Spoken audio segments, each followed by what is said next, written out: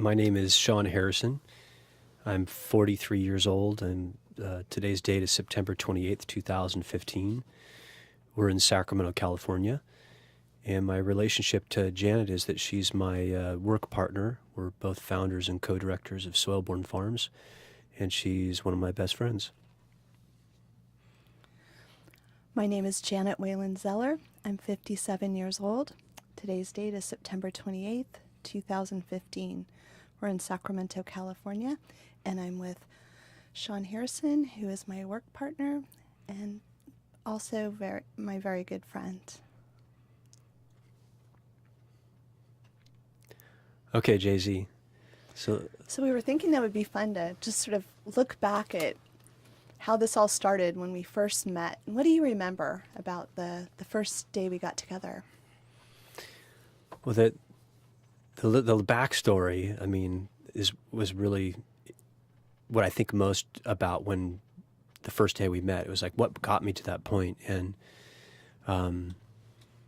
gosh, how many years ago was that? It was like 13 years ago. Does that sound right? Yeah. So I was 20. Well, what would that? What is that? 23 years old, I guess. So just a baby. But we were a couple years into the project, you know, so with the farm. Had started the farm on Hurley Way, little urban farm. And I think Amber we just had our first child, right? 2002 or right around there. Maybe we're expecting our first child. And I had this moment with Marco, who, you know, God bless him. He was such an amazing man that we had been toiling on that little property on Hurley Way for about 2 years. And I had a baby on the way and was thinking about the future. And I called him, I want to say it was like 3 o'clock in the morning. And I said, Marco, we got to, literally, do something. We got to get off the pot here and see if we can take this little urban farm to the next level. And we need, are you ready for this? We've been growing food now for 2 years and selling the restaurants and barely making a living, but we like it. I like this. I want to do more. And what do you think? And he agreed. We were both on the same page, and that's not where we started. We were really wondering where this would take us, right? Were we really to cut out to be farmers? Could we do an urban farm? Could we really make a life's work out of this? And I think that, that 3 o'clock phone call, the answer was yes. And the logical question after that is, well, who can help us? Who can we reach out to? And that's actually the background on when I picked the phone, and I think I called the Sacramento Natural Foods Co-op, got Paul Coltrera on the phone, I think. I don't know, maybe you remember it differently. But he took our request and sat us down in a meeting, and that's when I met you. And it was a really interesting meeting because we were sitting around at the table with, I think, the produce manager at the time, and you and Paul Coltrera. Marco was there. And I think I basically at the time just asked Paul, we don't really want anything from you. We want you to partner with us. We want you to give us access to your members. You guys have been kind of leading the sustainable agriculture movement in Sacramento now for a long time. So it's, give us access to your folks, and then let us do our thing. And I just remember that we, for various reasons, connected at that point in time. When I'm saying we, like you and me and Marco. And it was instant.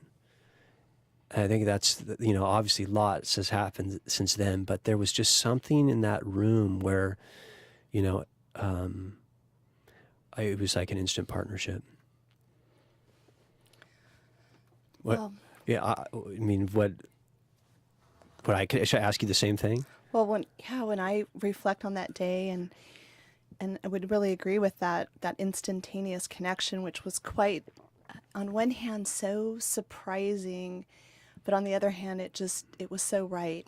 Because leading up until that day, probably for about a good 20 years, my commitment and passion had been to really connect the people that grow food with the people that eat the food. And in my position at the co-op as the marketing education director, that was a lot of what I did. And in my early days, as I was learning about organic agriculture, it just filled me. I just saw that that was really a message that I wanted to bring to people as a way to understand how to get healthier.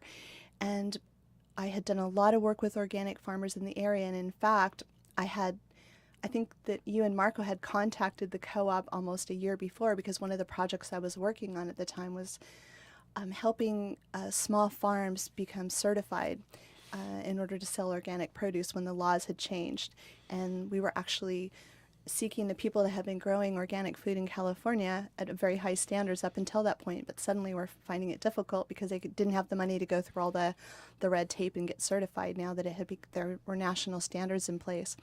And I had been calling this number that had Marco Francios's name on it for probably a good year, and the phone would just ring and ring and ring, but I had it taped to my desk because I had heard that there were 2 young organic farmers that had started up a farm right in my very own city, and I was definitely not going to just throw that away because I didn't get a hold of someone. So I had been there.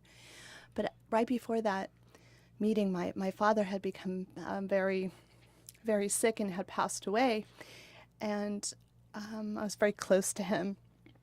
And I think it was only about maybe 2 weeks after that happened, and my boss, I think, was trying to get me to come back to work, and I was back at work, but I was really still grieving quite a lot, and my whole passion was always about, urban farming and organic agriculture and healthy eating. And he said, "Oh, you need to come to this meeting with these 2 young farmers from Soilborn." And I was like, something inside of me, I remember thinking about it, like part of me was just afraid because I was feeling so sad and I had no energy, and I felt like I just wasn't ready to get I just felt like I knew it was going to be something big or something was about to happen. I just felt, and I just had, I don't know, almost like I don't have anything in me. I don't have it right now.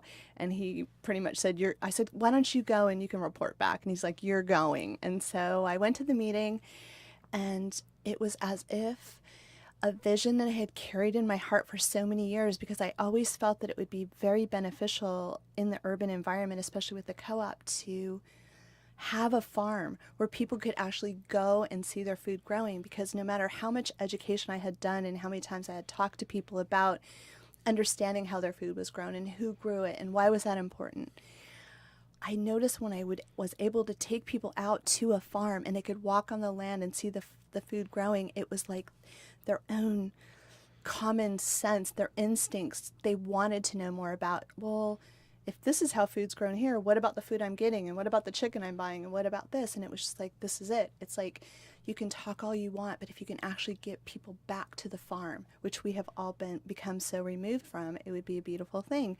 And the aspect of having an education center along with a farm where people could take classes and all of that. And as we were sitting there, and all of us were kind of articulating, I don't know, our dreams and our vision, it was as if I was hearing coming out of you and Marco, like my deepest desire and passion to bring something like that to my hometown of Sacramento. And it was just as you said, like I was probably the most depleted and sad that I'd ever been, feeling like I didn't even know if I'd ever feel inspired again. And suddenly it was as if, I was just filled with energy and excitement, and there was just a magic and electricity in the air that, was the beginning of, many more times together of talking and dreaming and then eventually taking action. Well, why don't you tell me a little bit about, some of the life experiences that you had that have really contributed to your passion for this work and the vision that we've been creating all these years? Well, it's funny. I think actually both you and I are similar in this regard. I mean, you'd have to share that with folks. But I'm a Sacramento kid. I'm a local kid. Grew up here, lived here most of my life. Went away to college, but I grew up just loving this place. The rivers and agriculture around. But I was a city kid, really. Didn't have any agricultural roots to speak of, except that it was part of this community. But I kind of had two other things going on that were, I don't know, I guess they were kind of more formative for me, that kind of, I feel like when I reflect back on, why Soilborn, it's like, there was kind of two things that I feel like define me. And one was, I grew up playing outside every day, swimming in the rivers. And I remember having this little spot on the American River, where I would, childhood angst, you'd go and have your little special spot, your little sacred spot. It was always this one little spot at the river. It's like I grew up in that environment, and so I think I was this environmentalist at my core. I really wanted to do something where I could be a steward or connect with the earth or help preserve the earth. And when I got the opportunity to do my first apprenticeship in agriculture, it was just this, I don't even know, it was just fortuitous. I mentored with this gentleman named Oscar Carmona, who was from Latin America, and he had this just crazy knowledge about agriculture, but it was really like basic and coming from a place of ecology and connecting with the earth and really growing food in traditional ways and bringing the cultural aspects into it. So I had this amazing experience of working with this guy, and all of those kind of environmental feelings of being a steward, they kind of were awakened in me by the act of kind of growing food, right? Because I was being taught how to nurture plants in a way where it was actually beneficial for the soil, and it was producing really healthy things, not just healthy plants, but the people that would eat the plants. And then it was just, it ended up being this really rich outlet for my my desire to kind of connect with the earth.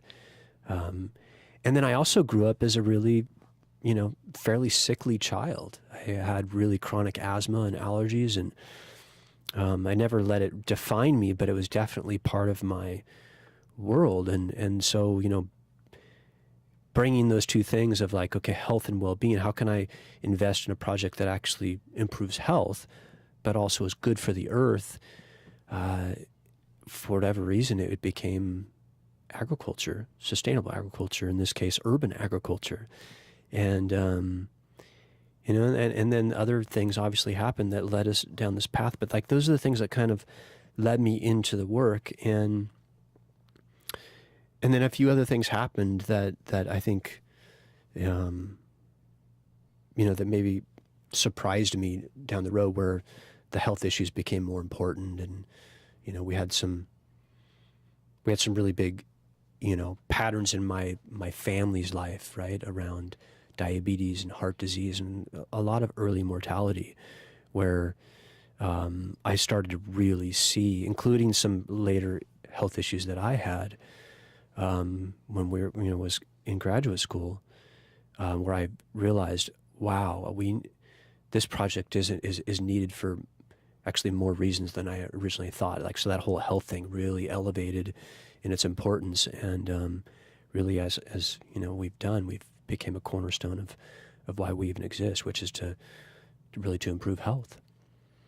Yeah. I think that's a lot of why, when we, were starting this project and trying to express what we wanted to do. And I think, you remember in the early days, we would say that it's about connecting food, health, and the environment. And people would kind of look at us like, what? Because, I think we had learned through our own experiences that there's no way to pull those three things apart. As you mentioned, we shared, both of us. I was a very sick child. I also, a native of Sacramento, asthma, allergies at a very young age, had rheumatoid arthritis symptoms. They were trying to figure out what was going on. And at 19, I remember a rheumatologist kind of looking at me saying, basically prepare yourself for a wheelchair. And I remember leaving the office after getting injections and high doses of aspirin that would make my ears ring at night, and just getting sicker and sicker.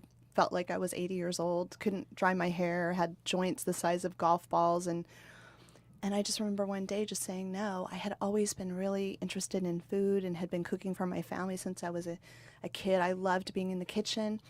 And I kind of said no to Western medicine at that point, and started to try to put my hands on anything that I could read about alternatives, especially for arthritis. And there were very few books at that time even available, but one of them was written by Dr. Dong, and it was just really simple, like, you know, give up red meat, give up white sugar, give up white flour, you know, eat lots of fruits and vegetables. And I just started to go on my own healing path and discovered immediately, as when I made those simple changes with my diet, I started to get better without any medication. And that really motivated me even more. And then thinking back of all the problems that I had as a kid, I really wanted to be able to help other children and other people to feel better and to really feel empowered through their eating and their food choices, which ultimately, you know, we went reverse. So that kind of led me to the co-op, and where I could get organic food, because the more that I would read about it, it was like, get food, avoid pesticides that can contribute to a lot of health problems. And in that experience, I started to learn about organic farming. And just a quick story, I remember one of the very first conferences that I was sent to, it was the Natural Foods Expo in Anaheim, and it was before the natural food industry really blew up. And I went to this one workshop, and I remember it was in the back of the room, and it was a panel. And everybody was in suits, but there was one guy in the middle who had overalls on, and he was an organic farmer. And I really didn't know that much about organics, and at that time it was usually small, not looking so good, high priced was kind of the image. And he, you know, I listened to the presentations, and he got on the mic and he just simply said, I'm an organic farmer because I have kids, and I care about the soil and the water and the air, and I want my children and their children to have an environment that will support healthy living for them. And it was like the tears just came up from the base of me, and just my heart just felt like it cracked. And I was like, organic farmers, who are these people? I just need to surround myself with more organic farmers. And I just became super interested in organic farming, which also made the connection with the environment, because what we do to the soil, right, we do to the environment. And so all those things started to come together, the food, the health, and the environment, and had really personally changed my life, and, you know, what I could teach and share with others through my work and at the co-op in marketing and education. But it was at that point where it was like it needed to be more deeper. I knew that, you know, like we've talked about so many times, that we all have that good instinct, that common sense to know if we're left alone and we have the opportunity to eat healthy, fresh from the field food, I mean, no one will turn it down. I mean, you could probably tell some great stories about what you've seen happen, the magic you've seen happen right on the farm with the food and with people and children as they've come to visit us. It changes their lives, yeah. I mean, you plant something and you help it to grow and harvest it. It's something you want to put in your body. It happens with everybody. You know, kind of going back to the beginning when we decided to work together, I think it was 2002. What do you remember most about kind of those early years when we decided to kind of work together and start a nonprofit organization, kind of, you know, make this thing happen? I mean, I don't think we had some grandiose vision except for wanting to do good and do this Change work. the world, just a small vision. Yeah. But like, what do you remember most about that first couple years? Well, you know, some of the things that stand out in my mind, especially, you know, looking back on our organization, is, well, we know that we built this with blood, sweat, tears, and we all, you know, joke about having a vision to last multiple lifetimes. But just the passion and the inspiration that we individually had, and then when we came together, it was just like magnified. And can remember when after that first meeting, and we decided, I was just like, I want to make this happen. And we started to share our dreams and our vision. And it was almost like it was a living vision. The more we talked, it was like we started to see it and we could feel it, and we would, you know, get insight into how to create the action steps to do that. And, you know, we would have these meetings every week, and then we'd go for those marathon planning sessions, you know, for like 3 days. And we just have the, you know, flip chart, and we'd all just be saying what we, you know, wanted to create. And we'd be like, that's what I was going to say. Or we'd be like, I want to do that, or I can see that. And just, we didn't feel limited by the fact that we didn't know where we were going to get money. And we knew we needed a bigger piece of land, and that was something we initially started to talk about. We wanted a permanent home, and I just remember that day we sat down and kind of went after that build it and they will come type of idea, and we said, let's just not hold ourselves back. Let's write every detail we want in our permanent ranch, our permanent home. And remember when we finally ended up there, we pulled that list out, and we had like 25 things, and we had all of them except for it wasn't a coastal community. We couldn't go surfing. But then we were hoping that the earthquakes wouldn't make that a reality. But it was 24 out of 25 big things. Yeah, like 55 acres. Yeah, and a swimming hole. And I just remember when we were at in some of those meetings, right? We had been all of us had full-time jobs, right? It was like going over there and just being dog tired, and like I'd look over at Marco sometimes, and he'd be, having a hard time keeping his eyes open, and he'd be nodding off, and and we'd be just working away at it, creating these lists and visioning, and it was like we were, we put some effort into it, and and to see it begin to take shape, before we had nonprofit status, before we had any grant dollars or donation dollars. I mean, we really kind of put, I think, at least an initial vision together that we still have intact. We keep on adding things to it, of course. I mean, like you said, we have a vision for many lifetimes. But I think out of those first early years, I mean, I just remember the sense of not just satisfaction, but there was a sense of inspiration that arose out of that, like where when you put your energy together with other creative people that care and are smart and are willing to kind of walk the walk, like some things started to emerge out of that where I certainly felt like we had something, like it wasn't a matter of if, it was just really a matter of when, so long as we stayed dedicated to it. And that's actually, I mean, I was going to ask you this too, but I mean, there's certain things that have surprised me about this work, I'd say that, or that I've just become more aware of. And one of them is really two things. One is it takes a lot of hard work to move something from idea to reality, particularly if you're a nonprofit. And that was a really big eye-opening thing for me. And the other thing is that it just takes time.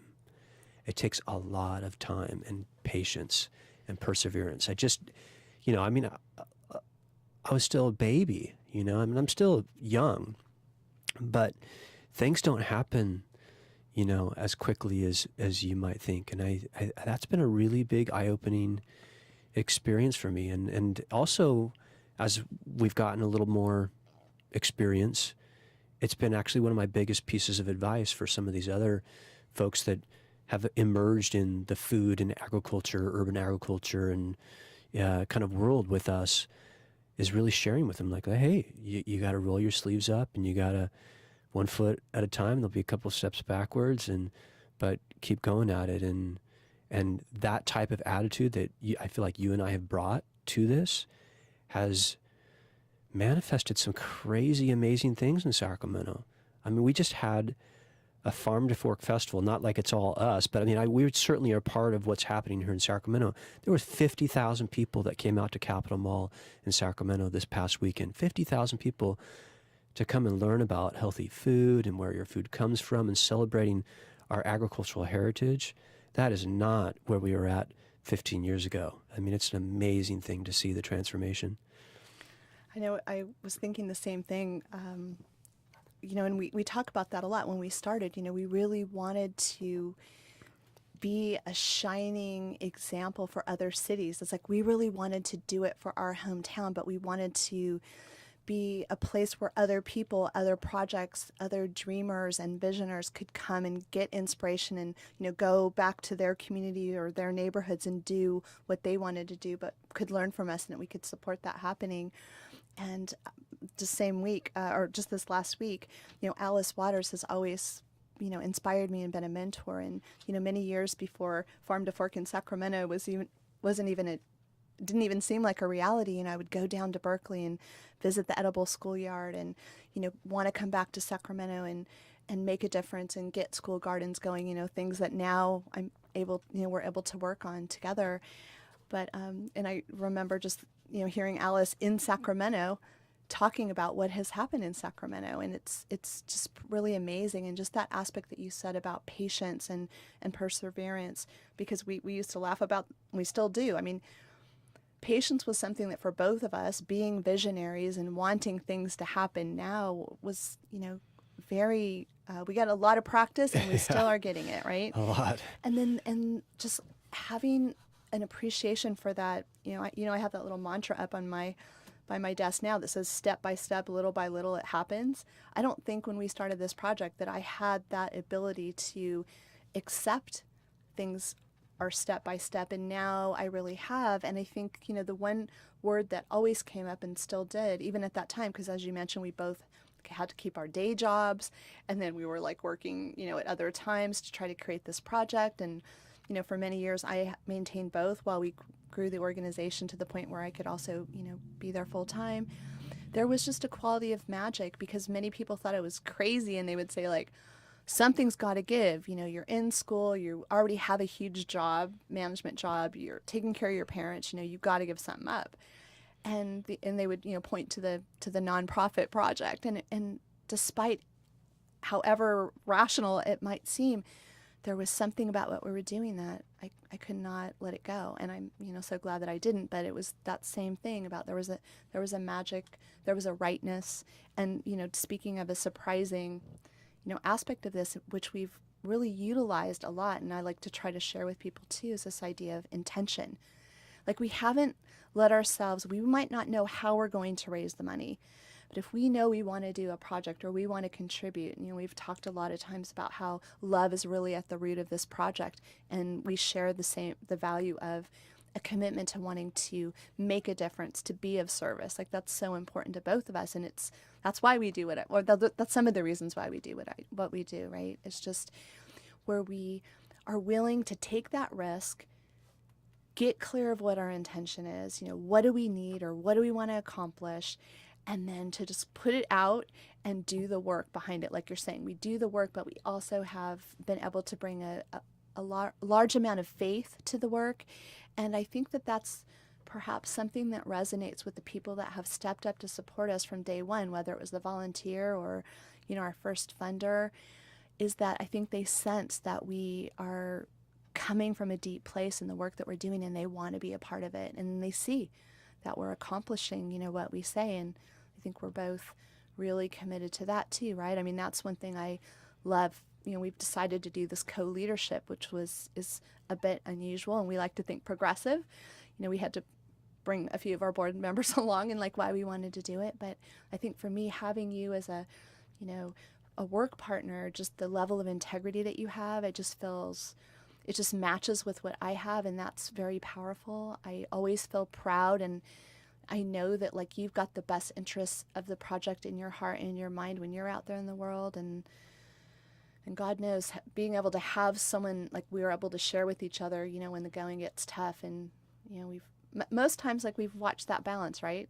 Yeah. I might be feeling weary and you're feeling super inspired and strong, and we sort of trade off on that, and that's just been, I mean, when people ask me about the project, of all the things that I love about it, the serving children and adults and the earth and feeding people, but really working with you and having an opportunity to be a conscious person in the world, contributing and having another person as a work partner that is also, coming from love and consciousness and contribution. It's just, it's the best.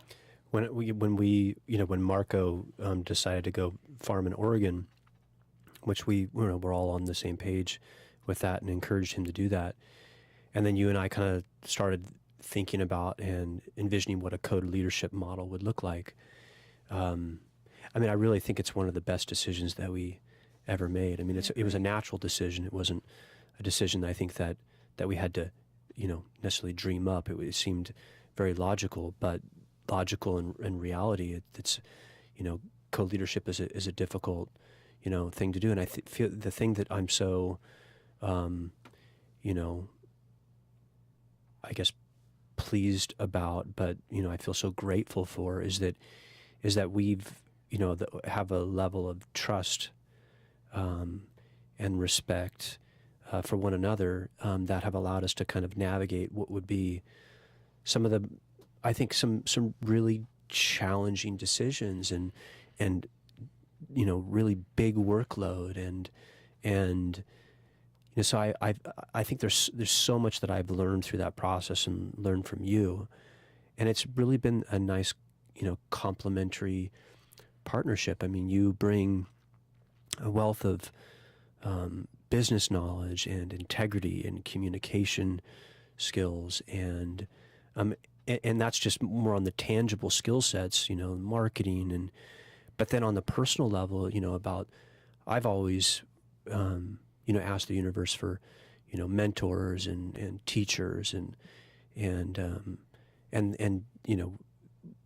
we've provided that for one another. It's such a rare opportunity to commit to working with somebody else. I mean, a lot of people try to do that in their marriage, but they, doing it at the level that we're doing it as business partners is I think is such a really good model. I mean, it takes a lot of work, and you definitely have to slog through stuff. But I feel like even the male-female thing that we've got going on, I really feel like more organizations, particularly nonprofits, where you're always struggling to raise money and you always have way more work to do than you, it seems like you have resources to do it with. Having two people, at least, hopefully more, with an equal amount of commitment and complementary skill sets and passion, it becomes infinitely more possible. And I definitely have found myself in those low points, where you've just hit that wall, and then I pick up the phone, or, and you talk me out of it, or, that's, it's not a one person show. I mean, I don't know if we could have done this project had, we not, made the commitment to really work this out, as a team. So what does co-leadership look like, and how does it work for the two of you? When I talk about co-leadership, we've created Soilborn Farms as an organization where there's actually, if you think of a traditional executive director or CEO, is that we actually split that function up so that, you and I basically share all co-responsibilities for managing and directing this organization. You have as much responsibility as I do, but it's complementary, right? We've defined you have certain things that you bring to the table, and I have certain things that I bring to the table. I'm more on the farm side, you're more on the education side. You're more in the marketing and communications, and I do more of the grants development and, some of the edible city stuff. And that having those roles defined allows us to, really bring integrity to not only how we build the organization, right, the internal organization, but how we build the programs, because we have these really complementary skill sets. And the male-female thing too, it's so important. I think when I think about who works for us, and if I was somebody coming in to work for an organization like Soilborn Farms, the fact that there's these two leaders for the organization that you could interact with. Some folks are going to interact with a male better and some are going to interact with a female better. And I think that for whatever reason, that has been a really important part of our success as well. I think that I agree with all that you said, and you actually didn't mention all the people that we managed to earlier on with the many things we have to share, but I think our decision making, and part of, I don't know who said this, but we read it somewhere about that idea of like, let's be willing to look at things not worse than they are, but how they are. And it seems that we are just unafraid. Like, we don't seem to get defensive with each other if we're bringing things up that aren't working. We just both get busy trying to figure out how we can make it better. And we've saved so much time that we don't, have our, I don't know, I don't really feel like we have that I need to be right type of thing. We're able to go back to the vision. Why are we doing this? We're doing it for Soilborn. Like, we're just able to sort of merge in with what we're there doing. And then I'm not saying we haven't, we sometimes have to have longer conversations, but we're usually able to go into them. And it's been kind of amazing how many times, like, we'll discuss the problem and then we'll both say what we want to do about it. And it's the same, Yeah. and that's been wonderful and helpful as well. Yeah, I agree. So. What if you were thinking about the kind of the future, you're thinking about Soilborn Farms and thinking about our community that we live in, what would you hope that we could kind of bring to this, to our home over the next, for 20 years, hopefully it's that long or longer? Well, right now we have these, this amazing 55-acre ranch that we're restoring, and then we have the farm on Hurley Way, which is a smaller version of a community farm that, we have many ideas for. The whole culinary arts aspect of our project, there's growth potential there. I think that the education program is just really starting to, maybe bud out, as you could say. So I love it when I see people that, have been coming around Soilborn for a while with their little kids, and, then they'll come back and, like, we've watched them, some of the kids that were in the field trips come back and become apprentices at the farm, and it's influenced their choices of work. And so I would really like to continue to be a leader in our community where people can come and learn basic life skills around growing food for their own family, cooking food, taking care of the environment. How many, just sometimes when I think about the kids that are living right around the American River Ranch that come there and have never even been to the river. So really just raising the appreciation for our amazing natural resources through classes, through events, the training of, the future farmers just means so much to me, and I think it's so important. I envision just the ranch just being this rich gathering place for all types of celebrations and learnings and support, beauty. How about you?